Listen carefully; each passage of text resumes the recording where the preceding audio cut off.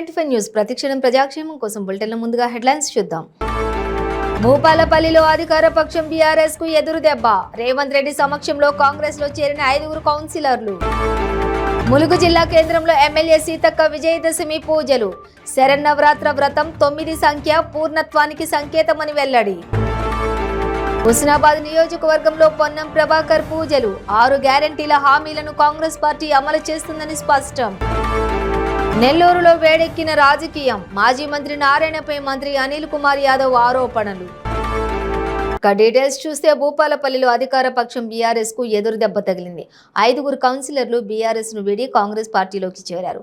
అందులో TBGKS GM committee member కూడా ఉన్నారు. హైదరాబాద్ లోని రేవంత్ రెడ్డి నివాసంలో గండ్ర సత్యనారాయణరావు సమక్షంలో వీరంతా చేరారు. వారికి రేవంత్ రెడ్డి కాంగ్రెస్ పార్టీ కండువ కప్పి ఆహ్వానించారు.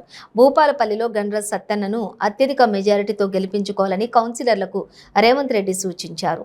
బీఆర్ఎస్ కౌన్సిలర్లు కురిమిళ్ల రజిత, చెల్లూరి మమత, ముంజాల రవిగౌడ్, చల్లా రేణుక, తోట Sampath, TBGKS GM committee member Manda Sampath Goud కాంగ్రెస్లో చేరారు. ఈ కార్యక్రమంలోని భూపాలపల్లి పట్టణానికి చెందిన పలువురు కాంగ్రెస్ పార్టీ ముఖ్య నాయకులు కూడా పాల్గొన్నారు.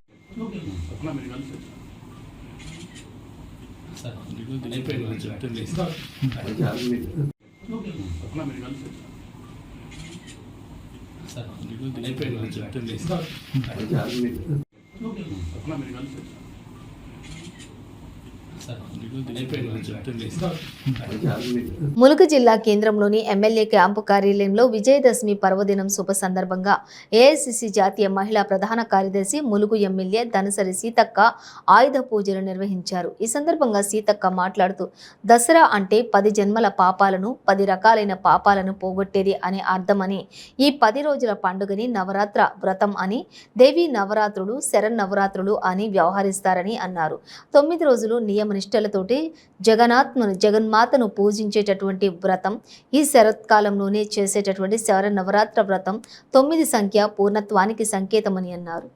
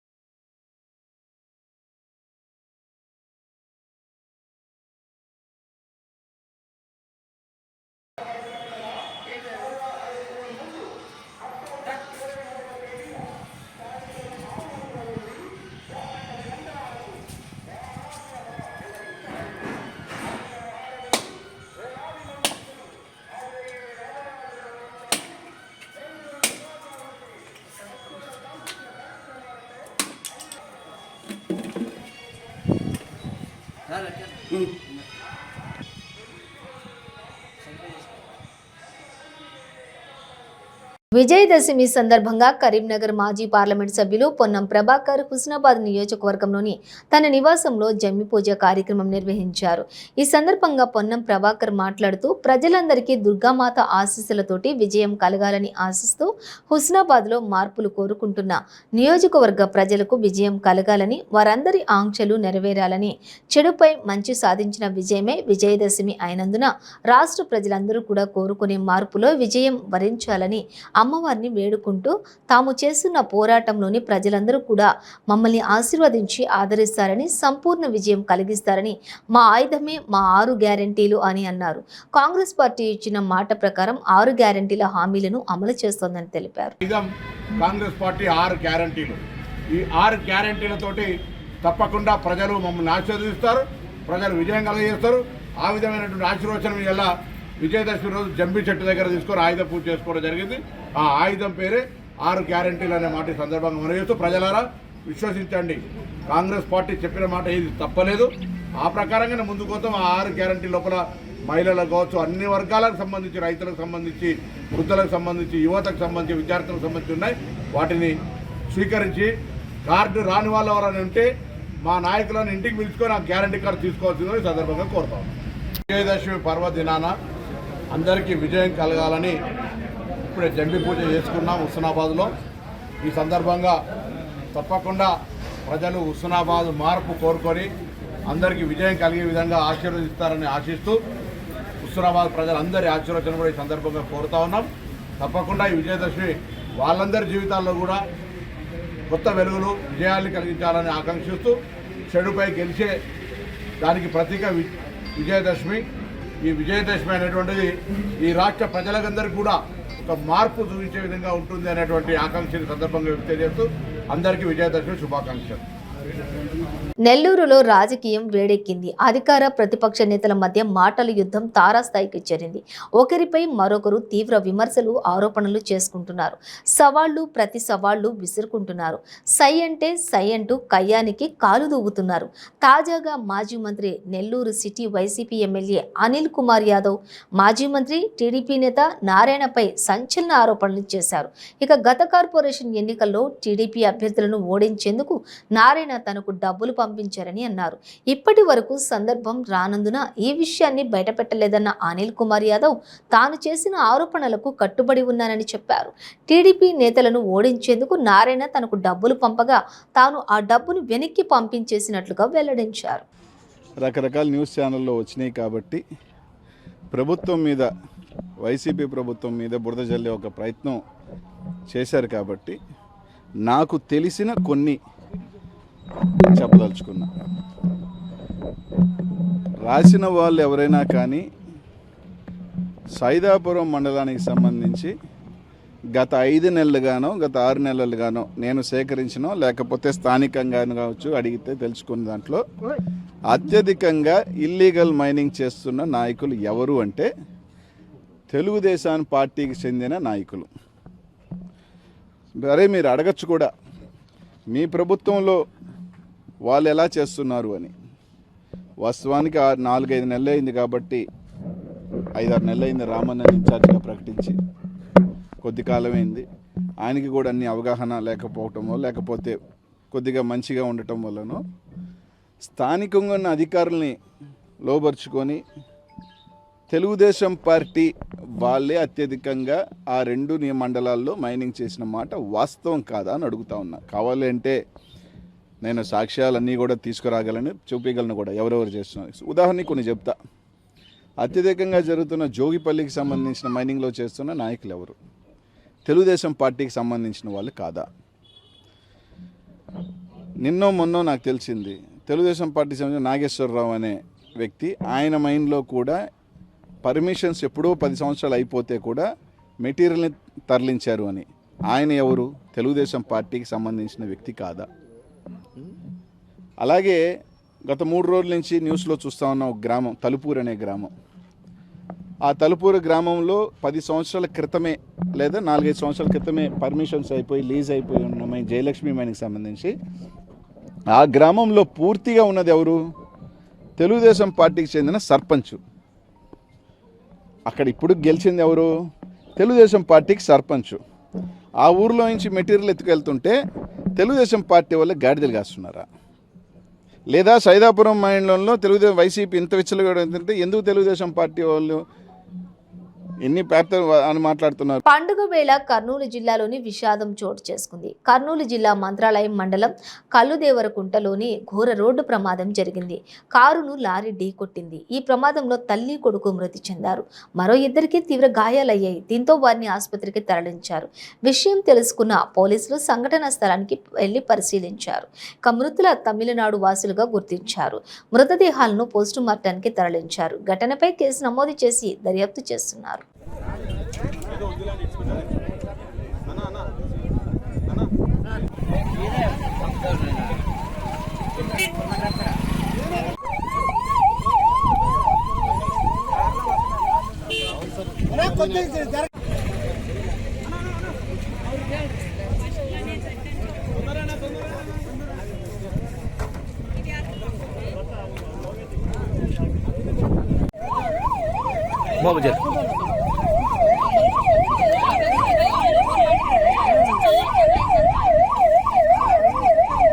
కృష్ణా జిల్లా మోపిదేవి మండలం కే కొత్తపాలెం గ్రామంలోని అమానుషం చోటు చేసుకుంది. మోపిదేవి మండలం కే కొత్తపాలెం గ్రామానికి చెందిన మత్తిరాజా అనే వ్యక్తి తమ ఇంట్లో ఫంక్షన్ ఉందంటూ కొద్ది రోజులు ఇంటి పని చేయాలంటూ అదే గ్రామానికి చెందిన దుర్గా అనే దళిత యువతిని పనికి పిలిచి ఇంట్లో దొంగతనం జరిగిందంటూ తప్పుడు నెపం వేసు మైనర్ బాలికపై పైశాచిక దాడి చేశాడు.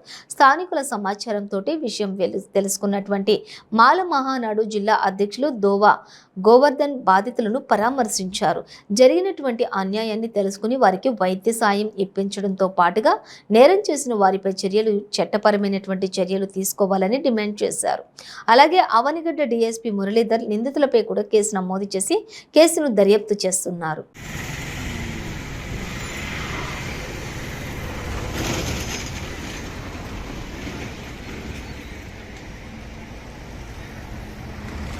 చేయడం జరిగింది. ఇది జరిగిన తర్వాత మరొకసారి మీ పిన్ని పేరు చెప్తే నువ్వు తప్పుకుంటావని చెప్పి వాళ్ళ పిన్నిని కూడా ఈ ఇష్యూలోకి లాగడం, వాళ్ళ పిన్నిని తల్లిని కూడా తీసుకొచ్చి వాళ్ళిద్దరిని కూడా కొట్టడం జరిగింది. ఒక రోజంతా కూడా ఈ విధమైనటువంటి చర్య చేసిన తర్వాత ఆ రోజు ఆ పిల్లతో బలవంతంగా నేరం ఒప్పించి సంబంధిత మోపిదేవి పిఎస్కి తీసుకెళ్ళి ఈ పిల్ల నా ఇంట్లో దొంగతనం చేసింది, తగిన చర్యలు తీసుకోమని చెప్పేసి అక్కడ పోలీసు వారిని నమ్మించడం జరిగింది. ఇది నమ్మిన పోలీసు వారు కూడా వారి గాయాలతో ఉన్నప్పటికీ వారి మీద కనికరం చూపించకుండా, వారికి ఎలాంటి వైద్యం చేయించకుండా వారి మీద మళ్ళీ వారు కూడా దాడి చేయడం జరిగింది. ఇంత జరిగిన తర్వాత వాళ్ళు ఏం చెప్పుకోవాలో ఎవరు చెప్పుకోవాలో తెలియక దిక్కుతోట పద్ధతిలో అర్ధరాత్రి 11 గంటలకు వాళ్ళని వెళ్ళిపోయి రేపు రమ్మని చెప్పడంతో వాళ్ళు ఆ రోజుకి వెళ్ళిపోయి ఆ నొప్పులతోనే మరుసటి రోజు కూడా రావడం జరిగింది. మరుసటి రోజు ఉదయం నుంచి సాయంత్రం వరకు ఎస్ఐ గారు లేరని చెప్పి స్టేషన్లో కూర్చోబెట్టి మళ్ళీ రాత్రి కూడా వారిని మీరు వెళ్ళిపోయి రేపు రమ్మని చెప్పడంతో వాళ్ళు రెండో రోజు కూడా ఆ నొప్పులు భరించలేక ఇంటికి వెళ్ళి ఇంట్లో కదలలేని పరిస్థితుల్లో ఉంటే ఎవరో తీసుకొచ్చి అవనిగడ్డ గవర్నమెంట్ హాస్పిటల్లో చేర్చడం జరిగింది. గవర్నమెంట్ హాస్పిటల్లో చేర్చిన తర్వాత వారికి ఏం చేయాలో కూడా తెలియని పరిస్థితుల్లో దిక్కుతోచకు రోడ్ల మీద తిరుగుతుంటే ఎవరి ద్వారా మాకు సమాచారం వచ్చి వారిని విషయం అడిగితే ఈ జరిగిన దారుణ ఘటనని వాళ్ళకి అన్నిటి పర్యంతం చెప్పడం జరిగింది.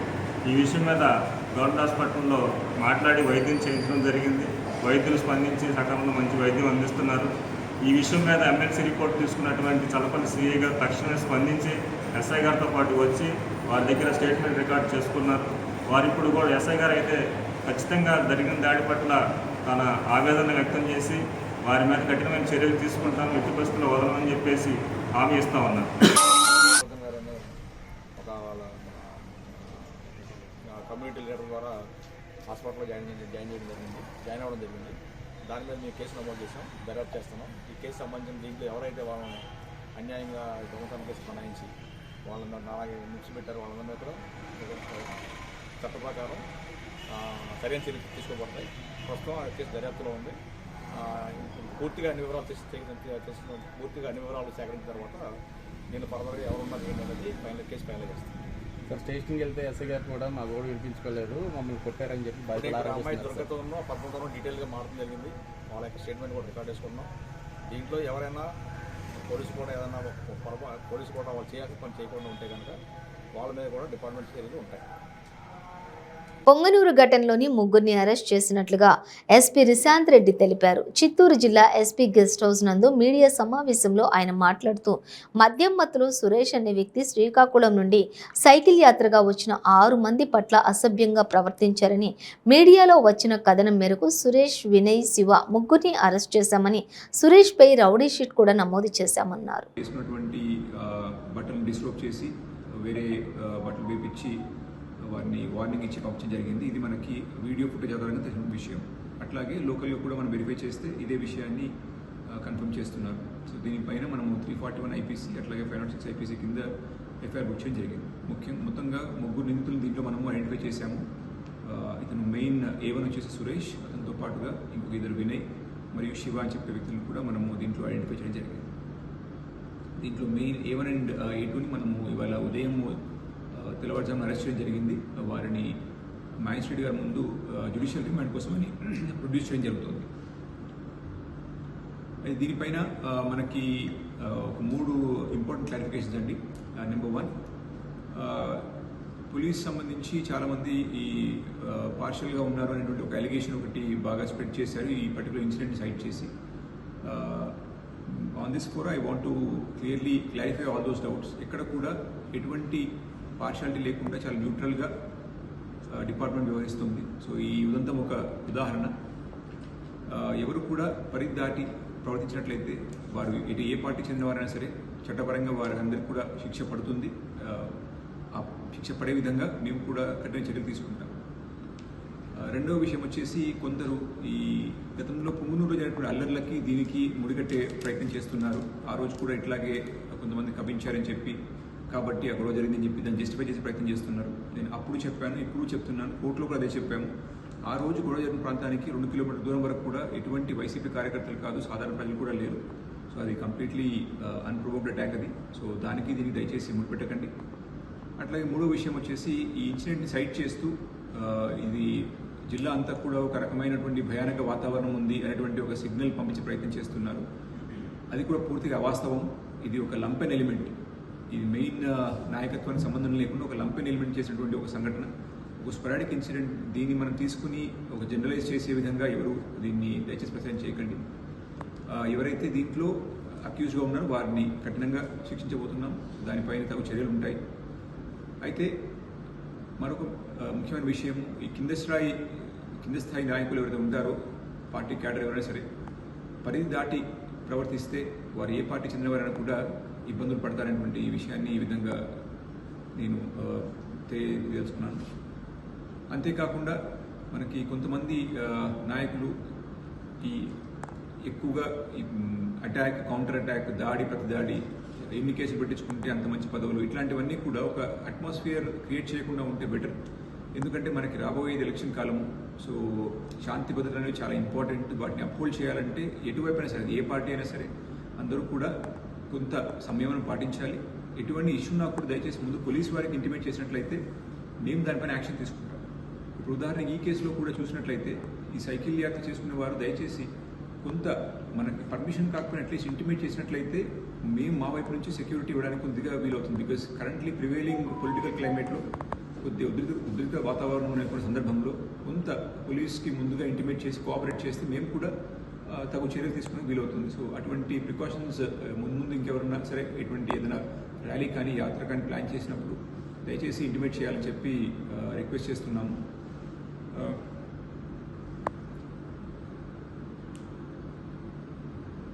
ఈ విషయం సంబంధించి మనకి వారిని సాయంత్రం ఆ 3 వ్యక్తుల్ని కూడా దాంట్లో ఒకతను ప్రస్తుతం ఇంకా అబ్స్కాండింగ్లో ఉన్నాడు.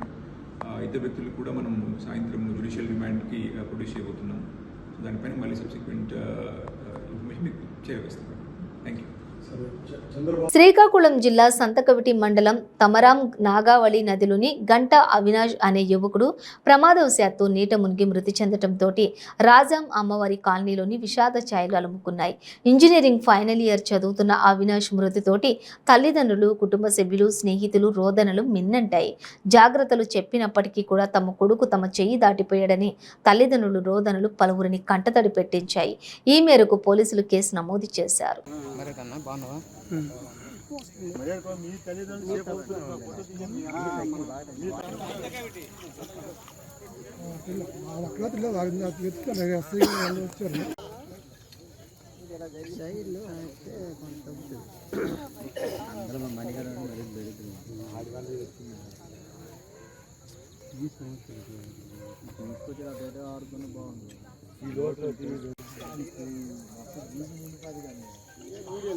అబ్బాయి అసలు వాళ్ళ ఫోటోలో మిగిలింది సార్.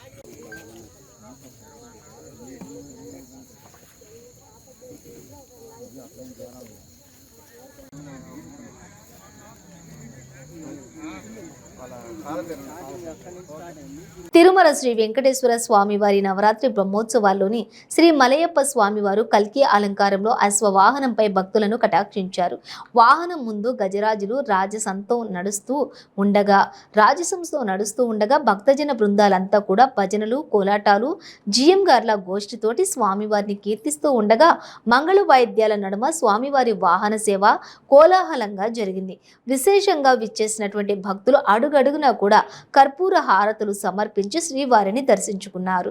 ఈ సందర్భంగా టీటీడీ ముద్రించిన 6 పేజీల ప్రత్యేక క్యాలెండర్ను chairman Bhumana Karunakar Reddy, EO AV Dharmareddy అశ్వవాహనం ఎదుట ఆవిష్కరించారు. 450 విలువ గల ఈ క్యాలెండర్ను 50,000 కాపీలు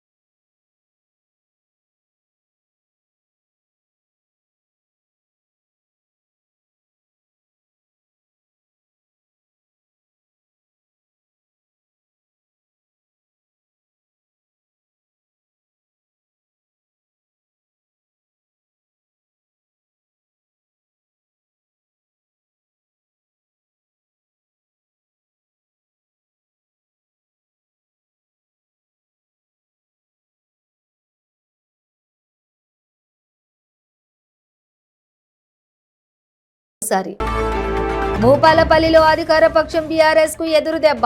రేవంత్ రెడ్డి సమక్షంలో కాంగ్రెస్ లో చేరిన 5 కౌన్సిలర్లు. ములుగు జిల్లా కేంద్రంలో ఎమ్మెల్యే సీతక్క విజయదశమి పూజలు. శరన్నవరాత్ర వ్రతం 9 సంఖ్య పూర్ణత్వానికి సంకేతమని వెల్లడి. హుస్నాబాద్ నియోజకవర్గంలో పొన్నం ప్రభాకర్ పూజలు.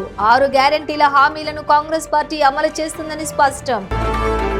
నెల్లూరులో వేడెక్కిన రాజకీయం. మాజీ మంత్రి నారాయణపై మంత్రి అనిల్ కుమార్ యాదవ్ ఆరోపణలు. ఇవి బులెటిన్ డీటెయిల్స్. చూస్తూనే ఉండండి 95 న్యూస్.